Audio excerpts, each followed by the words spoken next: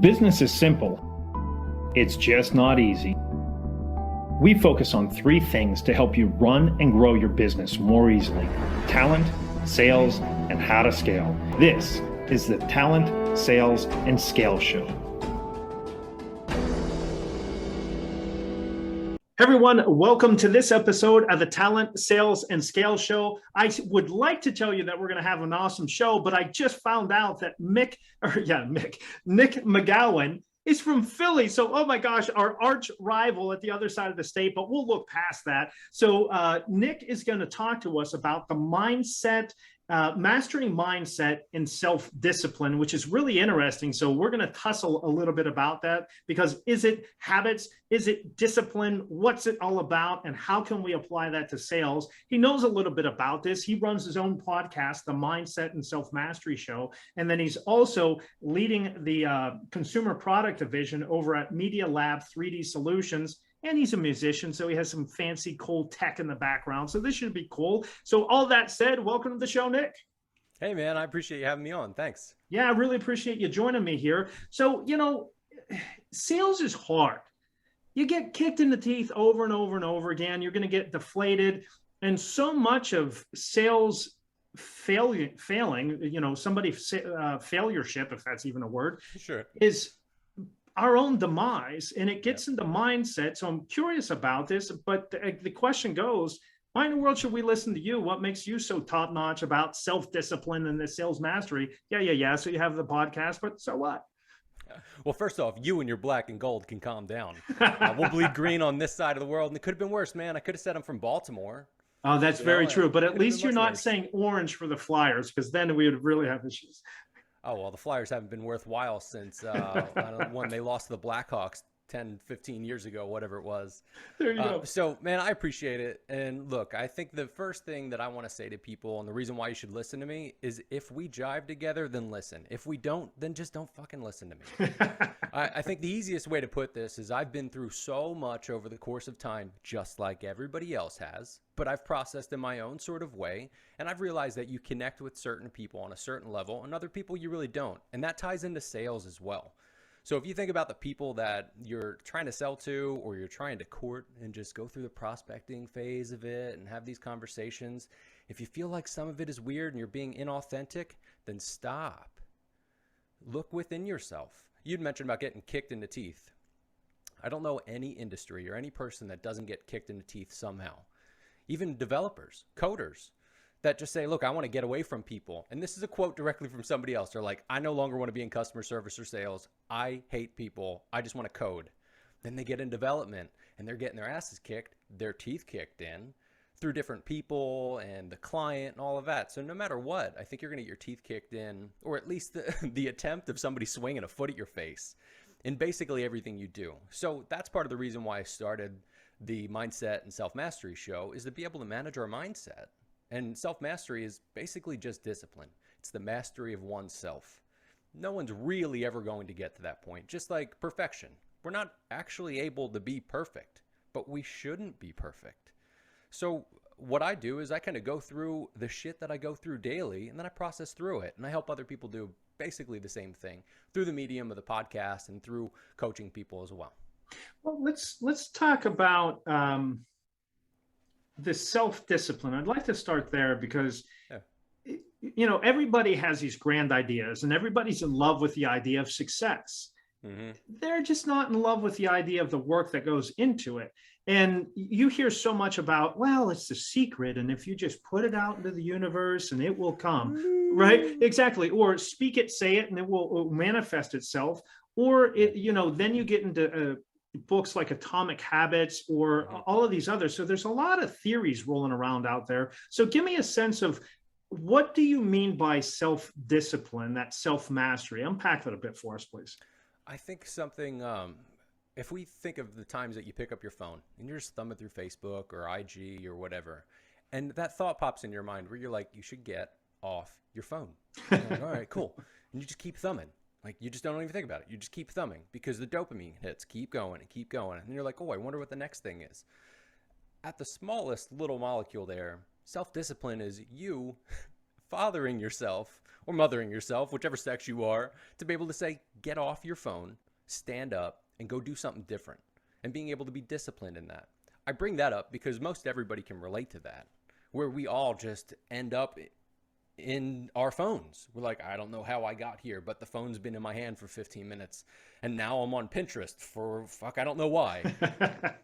You know, instead of just getting up and going to do something. So there's that difference between thinking about things and taking that action. And I think a lot of people have a hard time actually taking that first action because they think about things too much.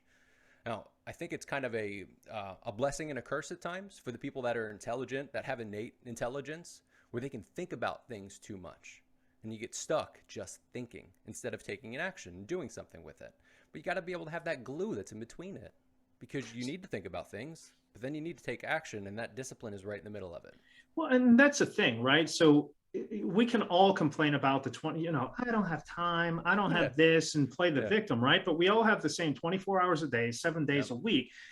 And I'd be interested to hear your thoughts about, all right, we all know that we should do this, yet oftentimes we don't. And even those that have a ton of discipline sometimes mess up. So talk to us a little bit about what are some, maybe the tricks and tactics about listening to that small voice in your head and actually acting upon it. Well, I'm glad that you said ticks, because I think of those little times where you have those little ticks that pop up, like the little things that happen, little thoughts where you're like, shut up. And it's a little thought in the back of your head that's like, you shouldn't do this, or you should do this. And it's the fear thought in the back of your mind where you're like, shut up. And there's those little ticks that pop up. So realistically, everybody's going to screw up. Again, we shouldn't aim for perfection. We should aim for incremental progress, bit by bit, just adding on to things. I've talked to different people in the past that have said the same thing that you had, where, look, we all have the same 24 hours. I think we've all heard that quote so many times. And we look at people like Mark Wahlberg comes to mind. That dude wakes up at like 1 a.m, does all these workouts before like 6 a.m. Then he's like, 11 o'clock, I spend time with my kids. I'm like, holy shit, that's an immense amount of stuff. Not everybody should do that. So when people look at stuff like that, even when there are people like myself or yourself that are saying, hey, these are the things that we're doing, there are certain people that'll look at it and go, oh my God, I couldn't do that. Maybe, but maybe you don't want to do it. So I think it's a matter of people actually understanding what they want to do. So even in sales, if you think of the young salespeople, the people that are just trying to figure out, how do I do this? Do I actually want to do this? They're basically just sponging up as much as they can and taking from what their leaders are telling them to do. And some of the leaders are still old school, where the way they think is just old hat, and it's not the way that things work now, and it's not the way that people operate now. But I think at the core, no matter what happens with technology and time, at the core, if you're authentic and you're able to connect with people on a human level while we're still humans and not totally entwined with technology, then I think you're going to be able to win, because you're going to win with the people that it makes sense to win with. At the core of sales, there's pain and timing. And if you don't have those and you're trying to sell somebody into something, you're fighting a cause that has no good. Well, and you dropped out a couple of crumbs here, right? You dropped 3 that I've seen so far. One is have a don't care attitude, which is really, that's a lot of tension there, right? Because there has to be goals that you're going after, right? Self-competition instead of comparing yourself to others. Yep. Yet having a don't care attitude. So we'll dig down a little bit more deeply on that one. The other piece that you laid out is authenticity. You have to find your own voice and your own motivation as well, like you just pointed out. And lastly, find out, why do you want to do it? Because if you don't want to do it, it's like breaking rocks in prison, and you're eventually just not going to do it, right? You're going to say, forget that, I'll just get down to it later, and later never comes. So let's unpack those a little bit. How would you suggest balancing the I don't care attitude, which you need because you're going to get beat up a lot, versus the constantly getting better, always striving, wanting to constantly improve, right? Sure.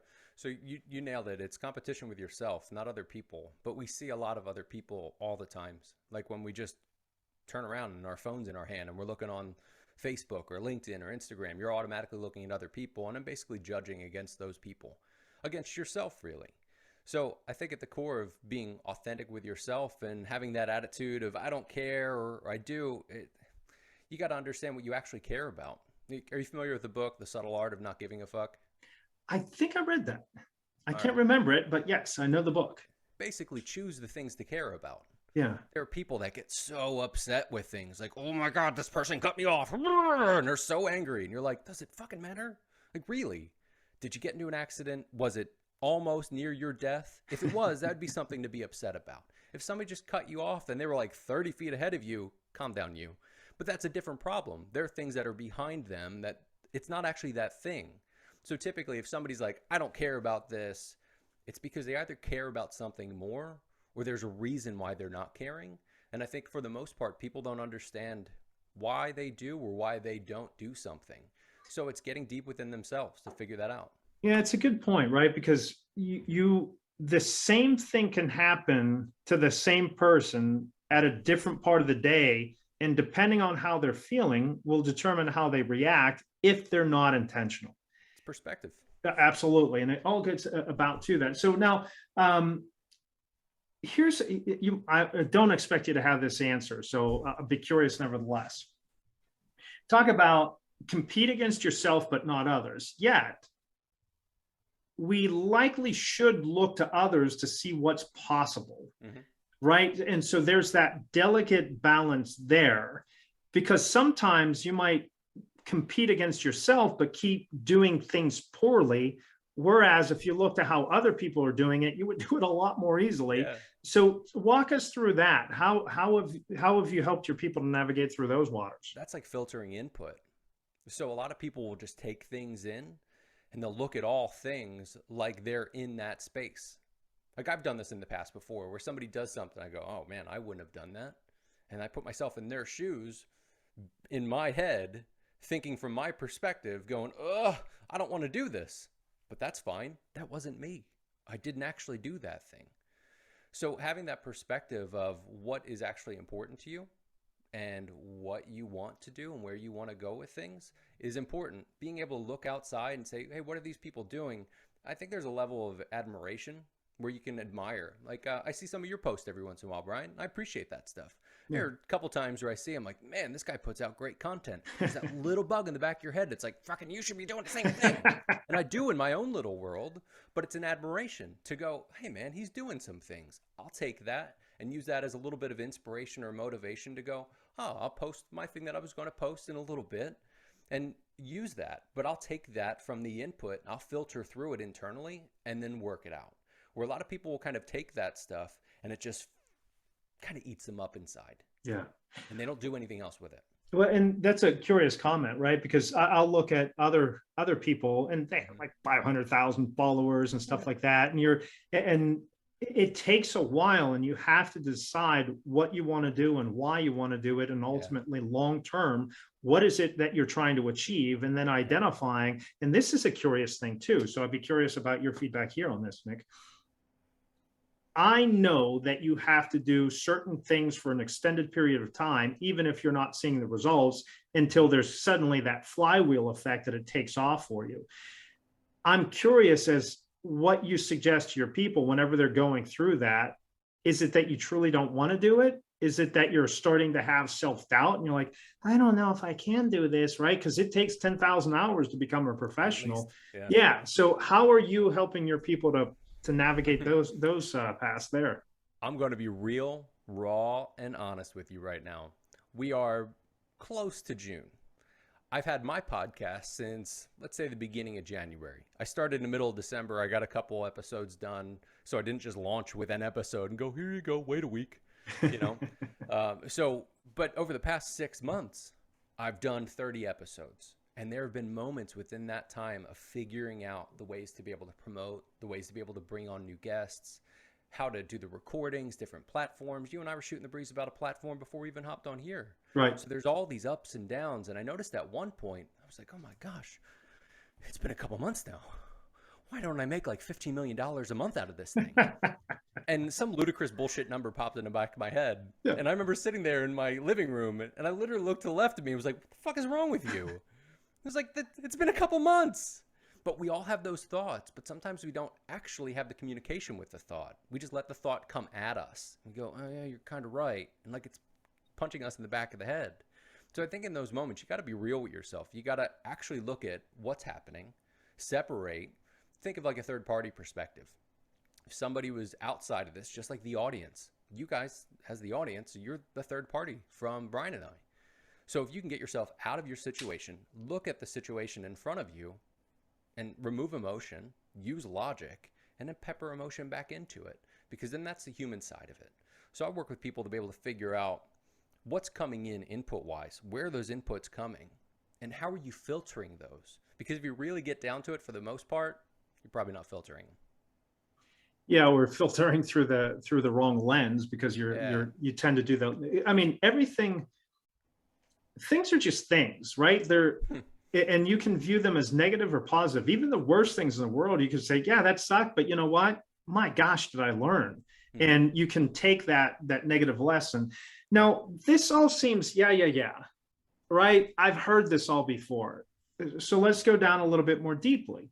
Let's dig. All right. I know what I should be doing. I know I should go after what I want to do. I can't tell you how many people, they have no flipping clue what they want to do. So talk to that person. How can that person that feels lost? I'm thinking of my daughter. She just graduated last night from, high school, 18 years old, dual enrollment. So she graduated from high school, got her associate's degree through the community college. So she literally graduated college before she did high school. That's going to be June 2nd. So, I mean, she's sitting there going, I don't know what I really want to do. And I'm kind of curious, what would you say to people that, have extreme success? I mean, I'm our dad, so I think that's extreme success, right? But extreme success, right? And then feel like they still don't know what they want to do. And any sense of what you would say to that person? Yeah, it's all relative, and most people don't. I mean, think about it, Bryan. For the most part, every company and every person you talk to, there's shit going on. Everybody's kind of a mess. Yeah, except for on Facebook and social. Everything's great. Oh my gosh. Oh my God. Look at all the happiness. Yeah. I saw something the other day with Ed Sheeran. He did an interview, and I think it popped up on Instagram. One of the moments where I'm just thumbing through, and I was like, I'm just going to veg out for a minute. He was talking about every time he sees somebody that puts up a selfie on Facebook or Instagram, he's like, I almost just want to call them and ask them, are you all right? Why would you do such a thing? Because most people at that point are going to be putting something up to just say like, hey, look at me. I'm not feeling so great today, but don't I look great? Doesn't the beard look wonderful? And people will be like, yeah, it's great. Oh, thanks. Affirmation. We're totally good. And I think for the most part, people don't understand. Like, you see this right now. You see the background. If I showed you, that's not as much of a mess on my desk now, but there's pens and pencils and water and things all about. That's not the stuff that most people are going to show on social media, because they think they need to talk about the things that other people want them to be and that they want people to see. Same goes for sales. If you go into sales, like, think about this, Bryan. Think about the times that you've gotten a call from somebody like, hello, Bryan, this is Jimmy from blah, blah, blah, blah, blah. And you're like, whoa, Jimmy, do you really talk like that? Well, yes, I do. Yeah, well, that's a different story. Like, you meet that guy, you're like, Jimmy, you're in the wrong job. You need to go talk about movies and do trailers. Come on, man. The guy who's been doing it, he should be dead now. He's like 108. So really, those people, when they put on a face and it's a mask, it's the mask. So we as people need to understand how to remove that mask and be able to actually step into, again, the authenticity of what is it that I want? What do I want to do? So think about the sales portion of it. Again, back to the people that are just brand new. Let's just separate those people. The ones that are brand new from the season one, because season ones are probably listening to this and go, yeah, dude, I get it. Oh, I've been there. I've been that guy. I've been that guy where I've been like, hello, thank you for calling so-and-so. This is Nick. I'm like, this isn't really me. My calls now are like, hey, it's Nick. What's going on? How are you? How's life? How are things? Just trying to relate and be personable to people, because we forget that people are people. So again, back to the social media side, a lot of people are trying to put this facade out. And for the most part, I think it's like a gray area where you don't want to be real constantly through social media, because some people's real is just bitching. That's just the native state that they live in. Yeah. And that's a different thing. So back to what you're saying, where how do I help people, and how do people actually help themselves That's the get key there. through that? That's the biggest thing, because look, I can't help anybody. You can't help anybody unless they are open to it. So the people are like, I want this and I want that, but I'm not going to do it. Well, then fine. Don't do it. And But then you don't beat also, yourself up about it either. yeah, you have no right at that point to bitch, complain, beat yourself up, or be an asshole to anybody else. So at that point, if they start to do that and they go, hey, remember when you said you didn't want to? Well, here you are, showing the symptoms of the bullshit. Yeah, and so I'd be curious of your feedback on this one, because the way I've worked with others, a lot of people come up and say, "Hey, Bryan, can you help me? Can you mentor me?" And blah blah blah. Oftentimes they'll say, "Well, have you figured out what you don't want to do?" Because sometimes just doing something allows you to figure out very quickly what you don't want to do. Yeah, that's a big thing. So when we were talking about the inputs and the filtering, you first got to become aware of what's going on. And once you're aware of what's happening and you have that actual awareness of, wow, this is the real situation, then you can start to go through a bit of a discovery phase, just like we do in sales. Yeah. What are the problems? What's going on? And taking some of that inventory. The inputs are a bit further down the road, because then we have to actually figure out what happens when information's coming in, because there's a lot of stuff that's currently in our systems, because people just take things in. We just sponge things in. We're not naturally aware of those things at all times, but when you become aware of those, you can say, all right, well, what do I want to do with this? And what don't I want to do? I'll give you a prime example. I had a social media and digital marketing company with my ex-in-laws for 5.5, 6 years. From the outside, we looked like we were crushing it. I was in Philly for maybe a year or two with my new wife at that time. We were doing so great. We moved out to Portland, Oregon. We were in downtown Portland, 9 stories up in this beautiful condo. And all I wanted was to kill myself, because I built a cage that I had no idea how to get it out of. I was an entrepreneur that was successful, but successfully eating my soul out of my nose. And it was a cage that I had no idea how to get out of. So I thought the only way out is the worst way out. And when I became aware of that and actually was thinking through all of it, I was like, holy shit, I'm either going to jump or I'm not. I don't want to be in this spot. And it took me to be aware of that, to then start to say, well, what don't I want to do? Because that was more painful and more palpable than what do I want to do? Because sometimes the things that you want to do are more fun to think of. Yes, they can be the easier things to think of at times. But when you're in a dark spot and you're feeling burnt out, you got to think about the things that you don't want to do and the reasons why. Again, back to the subtle art of not giving a fuck. Figure out why you care and what you care about and what you don't want to care about. There were things that I did with that past company where I was like, I don't want to do that ever again.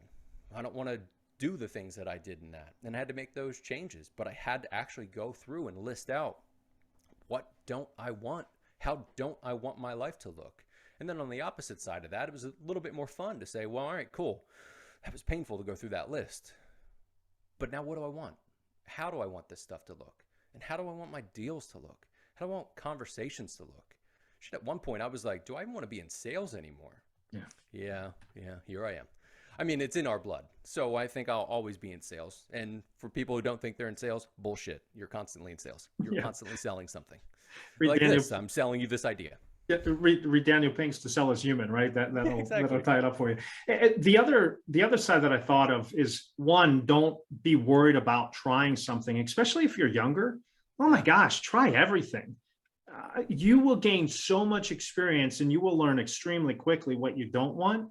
Gosh, we're at like 2.3 or 3% unemployment rate right now. If you screw up, you're going to get another job. Don't worry. You'll be all right. Yeah, you'll be fine. Figure it out. The other side of this is I thought, okay, so how do I filter this through? And the one thought that I had, and I think what you just said kind of reinforced it.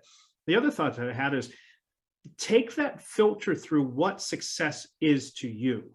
Because if you don't know what success means to you, then you're going to have somebody else's version of success and you'll never feel successful. Yeah, because it won't feel right. Yeah, correct. Or you'll try to do things because you'll know that will lead to that success. But in the meantime, you're like, I really don't want to do this. Well, then you don't want that. That's not success to you. So I don't know if that's on target or not. Yeah, totally. I think a lot of people will think to be successful, you need to make millions and millions of dollars. You need to live the lavish lifestyle. You need to do all these things. I came back to social media. And I'm not blaming social media. Social media is almost like a gun. Guns don't kill people. The asshole behind the fucking gun does. So if you think about social media being that gun, it's how people use it and how people do things with it.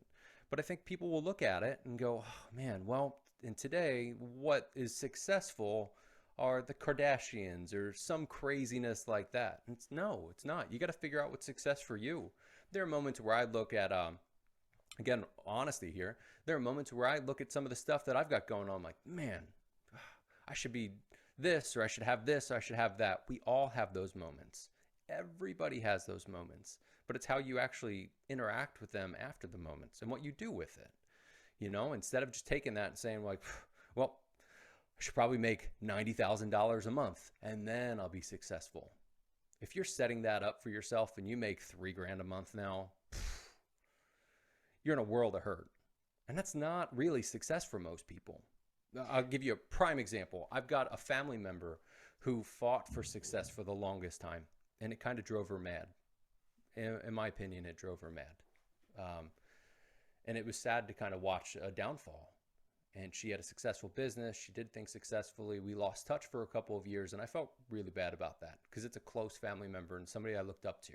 Yeah. We've recently, over like the past 6 months, rekindled that relationship. She doesn't make much money, lives in a secluded part of the country, and loves every ounce of it. And it's such a beautiful thing to think about my asshole judging her and being a judge and going, oh my God, you're doing this and you're doing that. And now the conversations I have with her, she's sending me pictures of goats in her backyard or lambs in her backyard because of where she lives. And she's like, this is beautiful. And I get to see God show up every single day. Like, so you got to figure out what success means to you. That's what it means to her. Yeah. And whenever you talk about that $90,000 per month, if you're saying I'll be happy when, you're allowing your happenings to determine your happiness, and joy does not come from the happenings. And once you actually do hit 90K, it won't be enough. No, it won't. You'll want more, and you'll just need to keep going. There are lessons that are along the way as you grow and as you make more money. There's more responsibility. There's also more opportunities and more things that we can do. So as we make more and we become successful, we can help other people do similar things. But our version of success should look different than somebody else's. If I find somebody who's like, man, my version of success is exactly like yours, I'm like, that's cool. I'm getting a restraining order right now. Well, I'm kind of curious. What's your theory of success, or what's success look like for you? So success has changed for me over the years because I was one of those guys that was like, I need to be making millions of dollars a year. I need to be doing these things that big people are doing because I came from really nothing. And I get that a lot of people's stories kind of that. I grew up in a rich dad, poor dad scenario. My mom didn't really have much money. My dad and his wife had a good chunk of money. So I saw both sides of those. And I saw the dichotomy of that and how I didn't actually want to live in a 4x4 room for my entire life and be able to explore things. I thought success to me was owning a business, being married, living kind of the American dream in that sense.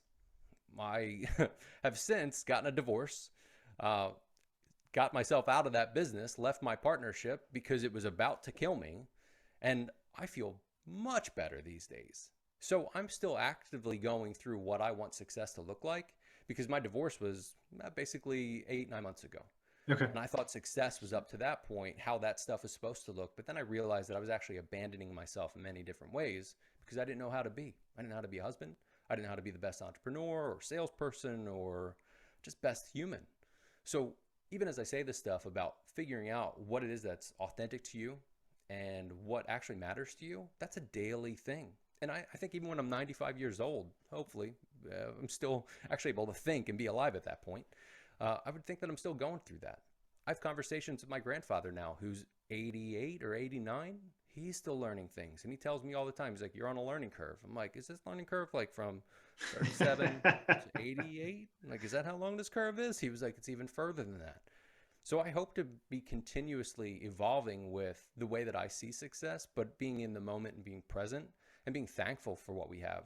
There are times that I think now about the stuff that I don't have And then on the flip side, I go, well, think about all the stuff that I have right now that years ago I prayed for, I craved, I didn't have anywhere close to. And now it's what I've got. So there are times where we look to the future because we want to be there, when really we need to be thankful and grateful for what we have right now, because I think those other things will kind of bubble up and show us, well, you want more of this because you're more aligned with these things. You know what I mean? Yeah, the curious thing is, success changes from time to time. Yeah. And I think success changes from the season in which you find yourself in your life. And I don't know if it's an age thing or maybe it's a personality thing, but oftentimes success changes from inward, what I want, to outward, what I can give. And it's a lot better whenever you can get to that outward giving nature, right? Where I judge my success on how much of an impact that I might be making on others, not necessarily what I'm gaining. And the curious thing, back to whenever we started this, right, where we're talking about, oh, it's a secret and blah, blah, blah. I don't buy that, but I don't fully disagree with it. Mm-hmm. However, it seems like the less you care, the more open you are, the more adaptable you can be, and the more the things that you need to identify as success trails are right in front of you. And right, a lot of times it's cliche, but I really like like it. If you're going through hell, don't stop. Keep going. Yeah. And I think too often people give up right whenever they're at that finish line, right whenever they're darkest hour. Either that or they're still going and they're like, oh, I can't see where this is going to end. This tree looks nice. I'll just plop my ass over here. Yeah, and pull out Instagram. They build up a house and they live in that path of hell instead of just getting through it. And you're right. Success changes as we go. There is that balance and that difference between the inward and outward. I do think that there's kind of a Venn diagram with that, where you have to have that mixture, because it's just like there are lots of people. Like, I don't have kids. You said you've got a whole fleet of children. It's ridiculous. Some. You need to keep your pants on, Bryan. Yeah. Well, 3 are adopted, so Oh, okay. Oh, well, take your pants off. You can do it. So if you think of the things that we learn as we grow up and as we go through being a child, and then either mentoring people or having kids, there are things that you can give back to those kids. So there's that Venn diagram, that little gray area where we need to work on ourselves to be able to help other people. Because if you don't, then you're not actually going to be able to help other people. Kind of like when you get on an airplane, they're like, you need to put your mask on before you put somebody else's mask on. It kind of seems stupid, but it makes total sense. Like, if there's somebody who's going to die, but I could help them, but I'm dead, well, I'm not going to be able to help you. Sorry. Yeah. So we need to actually work on ourselves to be able to get that stuff out. But I think back to the authenticity of it, if people don't understand what they want or what they don't want or how they want to go about things and just start taking those steps, they won't see those opportunities where they can actually give what they have inside of them. Well, let's put some tactics to this. We've been talking a lot of theory and whatnot. How can we put some tactics to it? What do you suggest to people that are maybe struggling a little bit about what should I do? How should I do it? What are some maybe 1, 2, 3 tips that you could give them? Sure. An easy thing would be awareness, discovery, and then going through and figuring out what you want and what you don't want. Okay. I'm aware of what your problem is. Go through and discover what the things are. Take a bit of an inventory, what's going on in your head, and then make a list. What do you want? What do you not want to keep? And what do you want to move along with? Because for the most part, we're all kind of walking this journey with this giant bag of just stuff attached to our back. And if you take some of the stuff out that's no longer important and not serving you, then life becomes a bit easier because your walk's a little easier at that point. It's less weight on your back. So how would you suggest somebody, and this sounds like a stupid question, I can't believe I'm going to ask it, but here it goes. How would you suggest somebody that they identify what the problems areas are? Because oftentimes we just know something hurts, but we don't know the root cause of it. So help them through that part of it. Sure. I think that's really where coaching, mentoring, or therapy, talk therapy comes into play. Because look, most people are good at being able to talk themselves in and out of situations, or talk up a situation to a point where they're like, oh man, yeah, this is really tough. Well, I'm going to process through this thing. Oh, look, a football game's on. and they start to look at something else and they go a different direction. But if you've got somebody else in front of you or somebody you're talking to, they'll be able to work through that stuff with you. One of the things that comes to mind that's kind of an easy takeaway is a book that I read years and years and years ago called The QBQ, Question Behind the Question. Growing up, I was always one of those why kids, and I think I pissed off my parents so many times. It's like, why? Well, why? Well, why? And they're like, because I swear to God, if you don't shut your mouth, I'm going to kill you. Well, why would you want to kill me? You brought me into this world. They're like, God damn it. I can take you out. Yeah, shut up. So asking yourselves the question and going through, I think like you'd mentioned before, the things that you don't want to do, even if you start with that and you become aware of what are the things that I don't want to do, having a little bit of quiet time, a piece of paper and a pencil in front of you or pen, whatever it's going to be able to actually write out, mind dump some of those things. I don't want to do this. I don't want to do that. And then on the other side of that, I want to do this. I want to do more of these. If you can talk to somebody and have a conversation and say, hey, I'm struggling with what I'm doing at work, typically the people that can have good conversation will ask great questions. And that's where coaching comes into play. Yeah. So that's the awareness of problem. The second one, you said inventory. Correct. Okay. So going through a bit of a discovery and then taking inventory of what you've discovered. Kind of like think about that junk closet or the junk drawer that everybody has. You can't really clean that thing out one piece at a time. You have to take everything out. You have to actually take it all out and sort of take a little bit of inventory and go, the fuck is this? What do I want to do with this? Where did you even come from? Yeah. You know, so being able to take that inventory, you have to go through it and get it out. And that's where that mind dump comes into play. Now, these are kind of basic things. Some of this stuff is kind of secret sauce and also takes a little bit of time, many coaching sessions to be able to go through it. One of the biggest things that I've realized with people is that they won't allow themselves to be open and vulnerable. It takes some time to be able to do it. You and I know that from sales. Like if you build rapport with somebody, get them to the point where they're like, here's the deal. If you can help me with this thing, I'm in. You're like, all right, you're golden. Because you get them to a level, you know, where you're like, here's what I need. Can you help me with this? But for the most part, people have a hard time to get there. Where maybe you and I can build that within a couple minutes. Some people, it'll take them a half hour, an hour, or many calls. Same with us. So if we work through that stuff on our own and figure out what's actually going on, become aware of what you can become aware of, and then go back and do it. So when I left my company 6 years ago, I took about 3 months just as a sabbatical. Honestly, the first couple weeks were me just screwing around and not doing anything businessy. I think I just sat out on my porch and walked around. I'm in Florida, so it's always nice out for the most part, and just kind of wandered about a bit. So then when I started to get into that inventory and discovery and kind of working through that stuff, it took me a number of weeks to actually sit down and do it, but I time blocked myself to be able to make sure I do it. So make sure that you time block. I used to hate time blocking. I would think, no, I'm a creative. You got to let me create. Bullshit. Time blocking can basically be a superpower if you allow it to be. Yeah, and then hold it, right?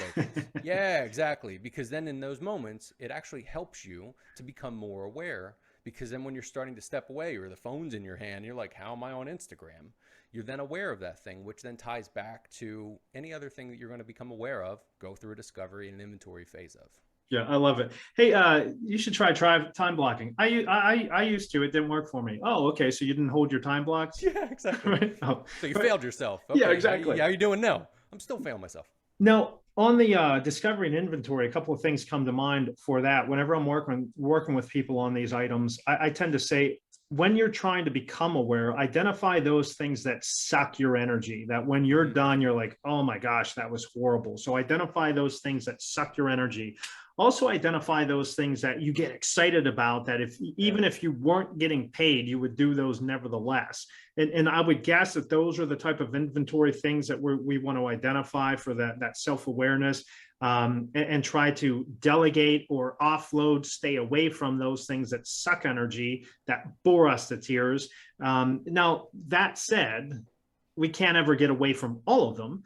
But then as much as we can, play in the space where we get energized, where we get that creativity juices. They call it the flow state or whatever. We want to do that as often as possible. So that's the typical advice I give. Is that on target or? Yeah, to get a little deeper with it, if people say, I don't like doing this thing, why?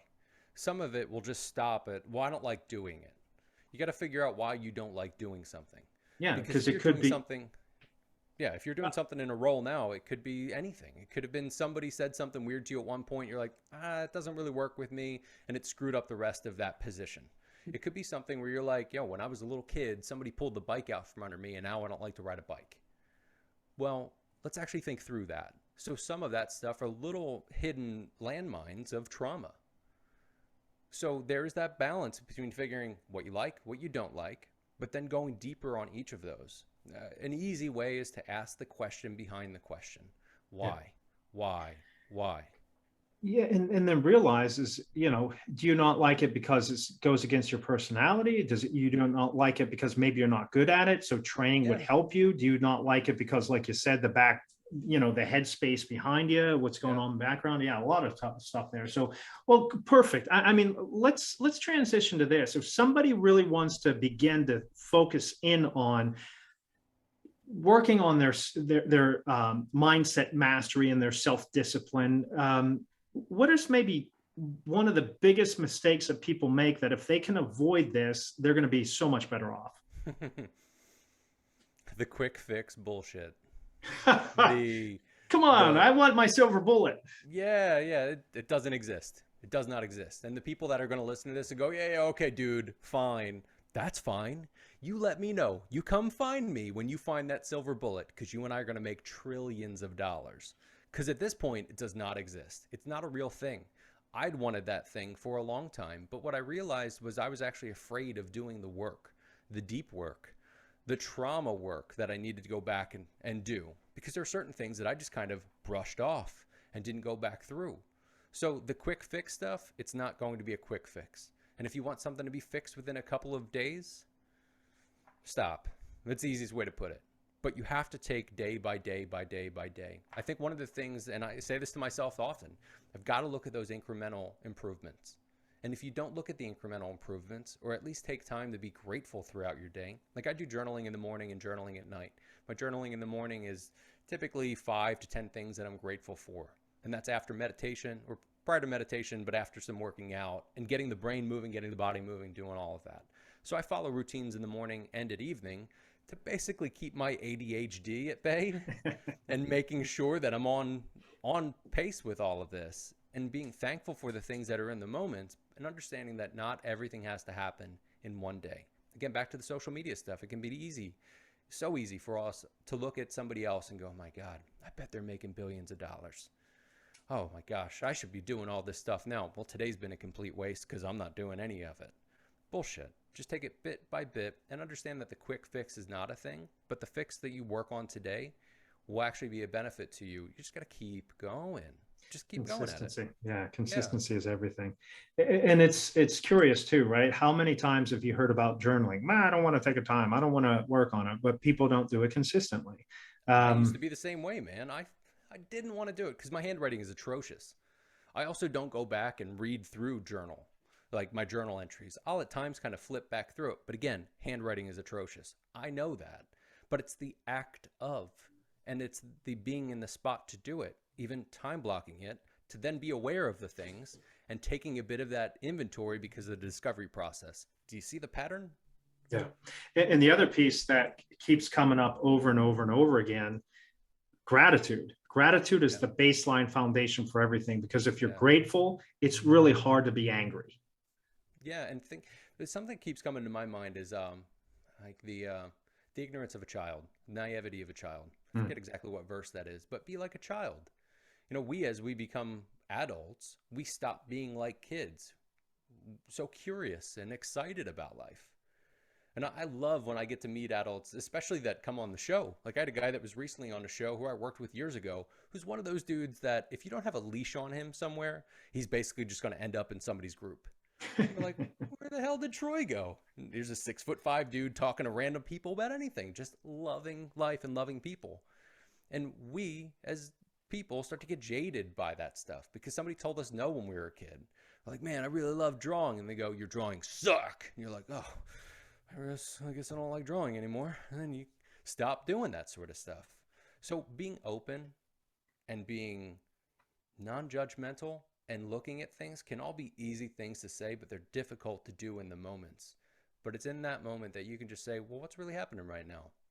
Magic. This is the closest thing to magic that we're actually going to see until technology gives us superpowers or we all get poked with something that turns us into X-Men. I don't think that's going to happen in my lifetime. If it does, Elon, call me. But I think being in those moments, being grateful, and being aware of what we actually want are superpowers. Well, so how about your suggestion on the leadership?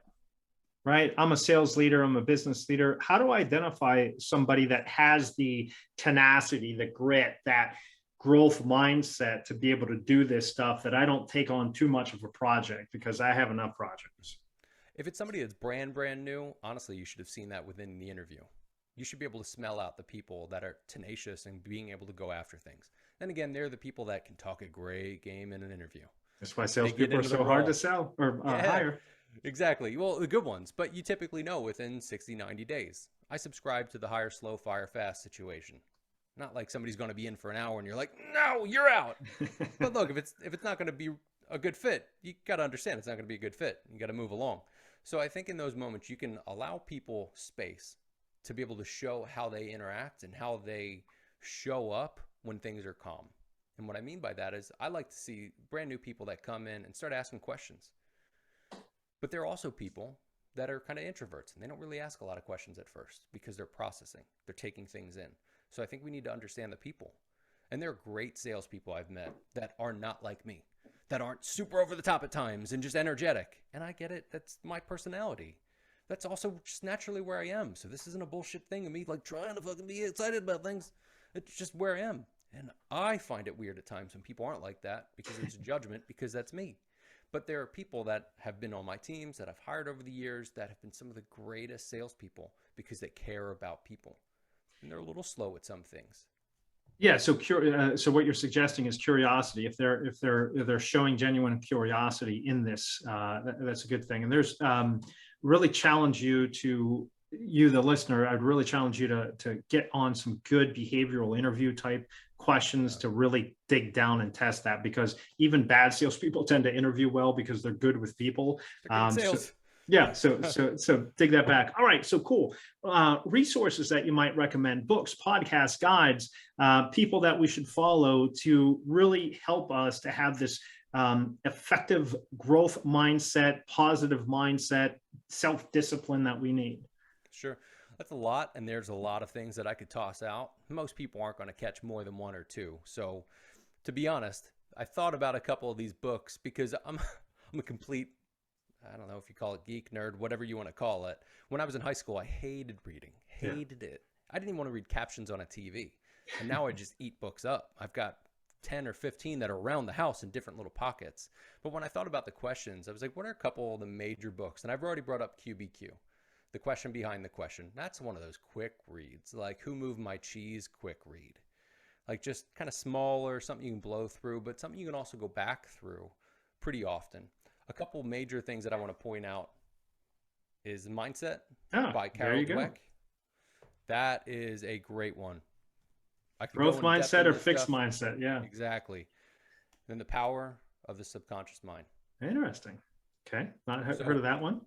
Oh my gosh. This is incredible. I'm on round 3 now. You can nice.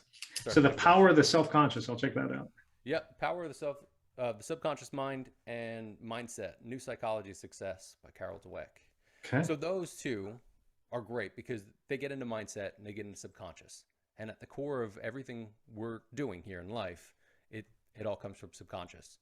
And everything really emanates from our mindset. If you got a shitty mindset, guess what your day's going to be like? Yeah. And everything is going to be filtered through that, because if something bad happens to you and you have a negative outlook, you're like, there it goes again. Whereas if you have a positive expectation of winning and something bad happens, you're like, son of a gun, that hurt. All right. How do we overcome? And it's, the challenge is, the bigger the challenge you go after, the grittier you need to be, and the more stick-to-itiveness you need in order to make it through that. And it can get challenging. So some of these things of the journaling and the gratitude and going to people is extremely helpful in that area. Well, cool. Now, what do you see future trends coming down the pike that you're watching for? What has you going, or, oh, this is going to be cool? So I think it's more of the, this is going to be cool, because I think people are starting to become a bit more awake right now. And that's kind of frou-frou in a sense, where people are like, oh, we're going through an awakening. There's different things that are happening. But for the most part, with everything that happened with the pandemic and everybody being either kicked out of a job or told to stay in their house, they had to have tough conversations with themselves and the people that were also in that home. So I think there's an understanding that people are getting to, just like we talked about, of the things that they don't want to do and that they do want to do, that they've already kind of gone through some of that. I can almost guarantee with 100% that pretty much everybody that listens to this has gone through some of that since 2020. They're like, what don't I want? What do I want? So it's actually digging into that a little bit more. And I think that's going to naturally happen more and more and more. So I think there's also the authenticity within sales, where it's no longer the old hat of the used car salesman shoving things down somebody's throat. It's actually working with people and being a partner with people to help them make a decision instead of selling them something.